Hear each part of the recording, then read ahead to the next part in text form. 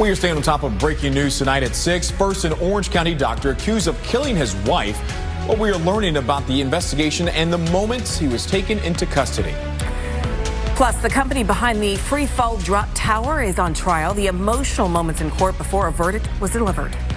Then a local riverboat owner and manager are accused of having sex with a teenage employee.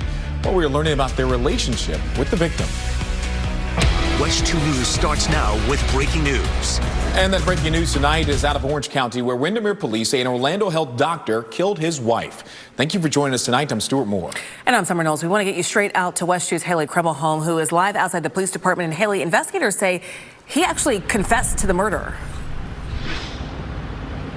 Yeah, and actually more than once. According to police here in Windermere, they say that Dr. Thomas Wenzel at least confessed 2 different times today alone. But this death investigation, it actually started a few days back. Now, Wenzel is facing a second-degree murder charge, and Orlando Health has confirmed that he is an employee. They released a statement saying that his practice in Ocoee has been closed due to what they're calling unforeseen circumstances. They are working on rescheduling those patients. Covering Orange County live in Windermere, Haley Krebelholm, WESH 2 News. All right, Haley, thank you. And WESH 2 was the first to bring you this breaking news on WESH.com. We sent this push alert through our free mobile app at 2:48 p.m. Go ahead and download the free WESH News mobile app and turn on the notifications to receive breaking updates like this one straight to your phone. We have more breaking news tonight, this time out of Orange County. Less than an hour ago, a jury reached a verdict in the trial of a teen killed on a local amusement ride. 14-year-old Tyree Sampson died when he slipped from the free fall drop tower along I-Drive back in 2022. WESH News' Nike Brigadicus is live outside the courthouse for us, where Sampson's family was suing the ride's manufacturer tonight. Well, Stu, the jury decided that the company responsible for building the free fall ride should pay Tyree's family $310 million. It took less than 1 hour for the jury to reach the verdict. Now, the Tyree Sampson Act, which passed in Florida, helps increase safety for thrill rides, such as allowing inspections to show up unannounced. And that is something that Tyree's family says they want to see passed across the country, and because they don't want this kind of pain to be the experience of others. For now, reporting live in Orlando, Nike Brigadicus, WESH 2 News. Tonight, thank you. Let's take a look back at how this all started. In March of 2022, 14-year-old Tyree Sampson fell to his death while riding the free fall drop tower. In April of the same year, investigators found that safety sensors on Sampson's seat had been modified to open wider than the other seats. The ride was finally dismantled in March of 2023, 1 year after the tragic death. State lawmakers also passed the Tyree Sampson Act, aimed at making amusement rides safer by requiring more inspections and safety tests. Stay with us on air and online as we continue to follow the trial of the free fall rides manufacturer. We will bring you very latest details as it develops. Turning now to our weather this evening. After one afternoon of very warm and great temperatures across Central Florida, we're once again bracing for a cool down. First warning meteorologist Marquise Mita joins us now. Marquise, don't put those jackets away just yet. Yeah, you hit the nail right on the head, because we experienced so many seasons in just a short time period here in Central Florida. We'll go from fall today, winter temperatures tomorrow, and then a taste of spring over the course of your weekend. And to start off the next work week on Monday with highs of 79. We may be even warmer on Tuesday. We could come into the lower 80s as this warming trend continues, but coming your way over the course of the next 24 to 48 hours, it's going to be a cooling trend, courtesy of this cold front here. We see that marching across the panhandle. We were gorgeous today, low to mid 70s in the afternoon, but the mild weather will be wiped away with the passage of this frontal boundary, and it will be a much cooler start to your weekend. So cool, in fact, that we have a freeze watch issued for the western half of Marion County, where temperatures could be at or possibly even below the freezing level once you factor in those wind chills. And I'll take a closer look at that coming up in the next 15 minutes. Marquise, thank you. The owner and manager of Toho Riverboat Adventures in St. Cloud are now being accused of having sex with a teenage employee. 38-year-old Richard Lawrence and 30-year-old Francis Fernandez here are now facing criminal charges, including sexual battery and aggravated child abuse. WESH's Paolo Tristan Arruda tells us what investigators say led up to this arrest. Lawrence had his initial appearance in court on Sunday. A pretrial detention hearing was scheduled for today, but it was canceled. NASA is facing another setback in its mission to get man back on the moon. NASA Chief Bill Nelson announced the delay of Artemis 2 in a press conference this afternoon. The four-person crew was scheduled to blast off on a mission to orbit the moon late next year. Now officials are targeting April of 2026 for that launch. The decision comes after a lengthy look at the heat shield of the Orion capsule that suffered extensive damage during the uncrewed Artemis 1 mission. Heat accumulated inside the heat shield's outer layer, leading to gases forming and becoming trapped inside the heat shield. The commander of Artemis 2, Reed Wiseman, says he is confident that fixes being made will work, including altering the re-entry angle to prevent heat buildup. The Artemis 2 stacking process is now underway inside the vehicle assembly building. 3, 2, 1, ignition, and liftoff. Go SpaceX, go Sirius XM. An audio radio satellite for Sirius XM is in orbit after a morning launch from our Space Coast. Falcon 9 rocket carrying the satellite blasted off from the Kennedy Space Center just after 11 o'clock. Shortly after that launch, the rocket's first stage booster landed on a drone ship out in the Atlantic. Meanwhile, astronauts Butch Wilmore and Sunny Williams have now been in space for 6 months. They are still aboard the International Space Station after problems with Boeing's Starliner spacecraft. And tonight, Boeing's struggles seemingly continue with multiple layoffs expected to impact employees here in Central Florida. The 141 lost jobs impact people in Titusville, Orlando, Cocoa Beach, and Melbourne. Boeing tells WESH 2 the employees will stop work in mid-January, and it's offering severance pay, career transition services, and subsidized health care benefits for up to 3 months after exiting the company. Boeing CEOs told investors that the company is looking to streamline and focus on airplane manufacturing. The 18th Judicial Circuit Court, which serves Seminole and Brevard counties, now has a new judge. Governor Ron DeSantis appointed Laura Moody to the role. Moody has served as the chief legal counsel for the Brevard County Sheriff's Office since 2019 and was an assistant state attorney for the court she's now appointed to. Next at 6, finding their magic in Philly. How the Orlando basketball team secured another win on the road last night. Yes, they did. Plus, a home for sale in Seminole County will support local first responders in need. Those men and women were patrolling our streets while we slept at risk to their own lives, something they do every single day. What officials say really makes this lakefront house a hero home. Tonight, the new details emerging about the suspect in the killing of United Healthcare CEO as the manhunt goes on. Also, who were the leading artists and what were the top songs this year on Spotify? The annual list when we see you tonight. All it takes is one donation. One donation to help make a difference for families in need during the holidays. That's why at WESH 2, we partner with Second Harvest Food Bank for Share Your Christmas. Each item of food that passes through here goes right back into the community. So join us Friday, December 13th at one of our 6 food drop-off sites across Central Florida, or visit WESH.com to make a virtual donation. Help make the holidays special and share your Christmas. Closed captioning is sponsored by Advent Health. Welcome back. The city of Palm Coast is warning people about scams surrounding the holiday market. Officials say the city will never contact residents to collect fees or payments to participate in the event. The only way to become a vendor is through the Rotary Club of Flagler County.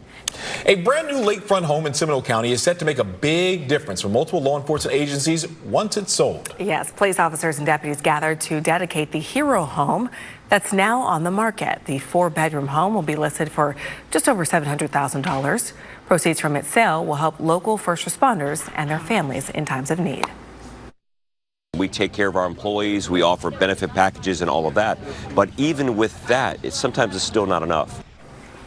The Seminole County Sheriff says the term hero home describes the people who volunteered to make it happen. The first responders supported and the buyer who knows where their money is going. Additional state funding is now being awarded to people impacted by Hurricanes Milton and Helene. Governor Ron DeSantis made the announcement today, saying $7.8 million is coming from the Florida Disaster Fund. The money is set to go to certain school districts, law enforcement organizations, and the state's housing repair program. And the final round of Hurricane Milton debris pickups underway in Port Orange. It is set to end December 13th. Also, the city's vegetative debris drop-off site at Bruner Road is set to close tomorrow at 6 p.m. Feels good being 5 days outside of hurricane season. We definitely needed the break. And this cool down is helping us get rid of some of these bugs, Marquise. Look at the positive side of it. I'm glad that you're staying positive, right? I'm over here saying, hey, it's going to get cooler. I'm not a big fan of the colder weather, but you got to get through the bad to get to the good, all right? Sure. The good is coming. I'm just being optimistic. But yes, we do have another cool down tomorrow. It was nice to be back in the lower 70s today. But tomorrow, take a look at that. 65 degrees for your afternoon high. And you're waking up to much cooler temperatures on Saturday morning. So cool, in fact, that we do have a freeze watch in place for Marion County where temperatures are likely to be at the freezing level. But eventually, over the course of the weekend, we will warm up mid-70s Sunday. And then we keep the ball rolling. We'll be all the way back in the lower 80s on Tuesday before your next cold front. Wednesday and Thursday comes equipped with some showers. So here's a look at your OUC half marathon forecast. It's going to be a nice start for runners. We're back in the mid and the upper 40s early on. Slowly, though, we warm up to the 50s by 8 and then eventually the lower 60s at 10. It was a nice turnaround today. We were back in the low in the mid 70s this afternoon, so pretty close to our seasonal average, but the warmer conditions will be wiped away by this cold front here. High pressure has been a dictating force in our forecast throughout the work week, but changes are on their way, and they will come equipped with a few rain showers. For the moment, though, downtown Orlando looks like this. Temperatures are back in the lower 70s. You see that breeze from the west and the southwest, the southerly component that did assist in aiding in the warmer temperatures we saw today, but your next 12 hours shows the clouds hanging about and temperatures dropping to the upper 50s overnight. So warm to start off the day on Friday, but as we make it through the afternoon, we'll be cooler than our seasonal average, and here's why. The cold front that slowly inches in from the north, that'll come equipped with a few showers overnight Thursday and into your Friday morning forecast. The intensity not going to be too strong. Some areas could see up to maybe 1/10 of an inch of precipitation before Friday is said and done, but as we continue across the afternoon, the clouds look to fade and sunshine returns throughout the day on Friday. So mostly sunny skies are back later on, but it will be a cloudy and a bit of a wet start to your day. So a stray shower overnight into the morning. Much cooler, though, as we fall back as low as the upper 50s for your highs. Could be as warm as the lower 70s, though, depending on where you are.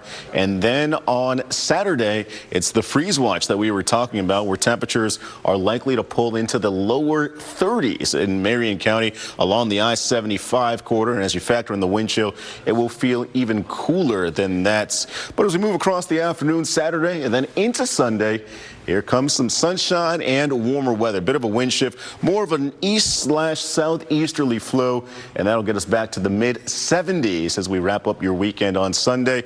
And we keep that warming trend going. 3 consecutive days of sunshine on Sunday, Monday, and Tuesday.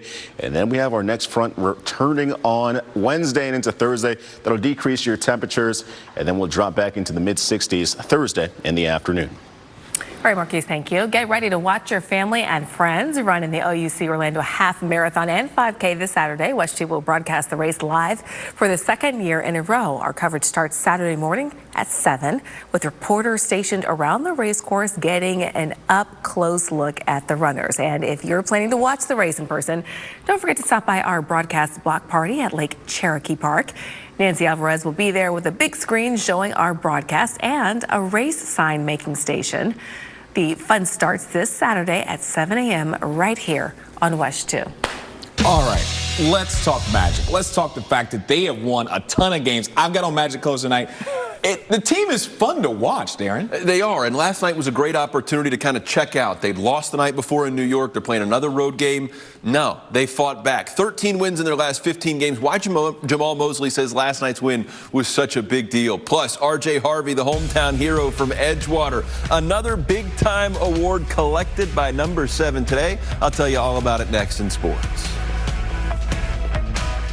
Chopper 2, your live eye in the sky, covering breaking news in Central Florida. The biggest stories from every angle, so you never miss a moment. This is what local, live, late-breaking coverage looks like from Chopper 2, and it's only on WESH 2 News. WESH 2 Sports is sponsored by Mullinax Ford, Florida's largest Ford retailer. For upfront pricing and no dealer fees, shop Mullinax, where car buying is simple, easy, fun.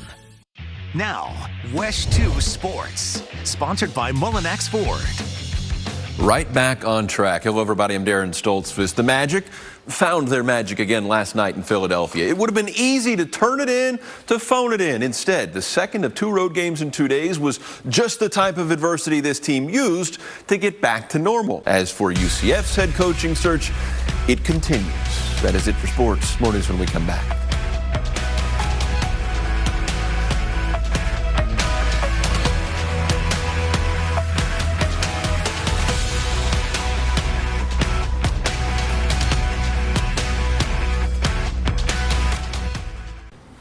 We have several stories we're following for you tonight at 7.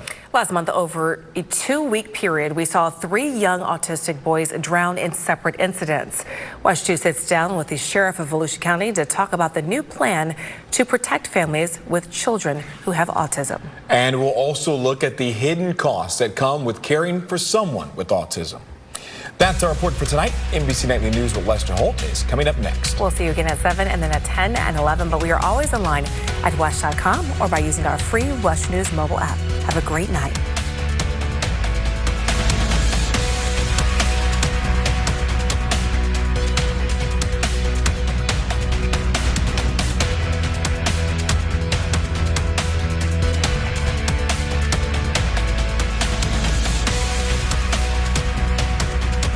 Thank you for watching WESH 2 News. Get caught up on local news, originals, and more. Download the Very Local app and stream for free on Amazon Fire TV, Roku, iOS, and Android mobile devices.